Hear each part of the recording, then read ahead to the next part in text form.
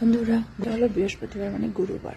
তো দেখো আমি উঠে গেছি, এখন 6:18 এরকম হবে। দেখো এখনও যেহেতু ঠান্ডার দিন না, তাই এখনও দেখো আলো হয়নি, অল্প অল্প একটু আলো হয়ে আসছে। আর তোমাদেরকে দেখো বলা হয়নি আমার কি গেস্ট কে কে এসেছিল।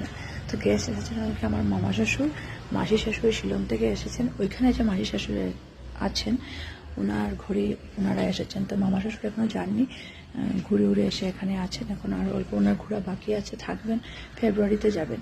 তো মাসি শাশুড়িও এসেছেন, উনিও ঘুরবেন, উনি যাবেন কন্যাকুমারী, ওইগুলোতে যাবেন। তো না তো একদম সময় নেই, উইকেন্ড পাননি। তো তার জন্য আমাদের ঘরে মঙ্গলবারে এসেছেন ডিনার করতে। তো ডিনারে বেশি কিছু রান্না করতে পারিনি, কারণ হলো এখানে ফ্রাইডেতে ভালো মাছ টাছ পাওয়া যায়, তো এগুলো হয়নি। তো একদম সিম্পল রান্না করা হয়েছিল, ডাল, ভাজা, একটা সবজি, ফুলকপি দিয়ে, মাছ দিয়ে, আর চিকেন আর ডিম তরকারি। এই খাওয়া দাওয়া, আর কিছু বানানো যায়নি, কারণ হলো গিয়ে মাছও ভালো পাইনি, শুধু এক জাতেরই মাছ হয়েছে।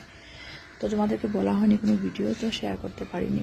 ওনারা এসেছেন, আমি অনেক ব্যস্ত ছিলাম, আর ভিডিও ওনারা নেবো কি নেবো না তাই আর নেইনি। সবাইকে না জিজ্ঞেস করে ওদের ফেস নেওয়া ঠিক নয়, তাই আর আমি নিইনি।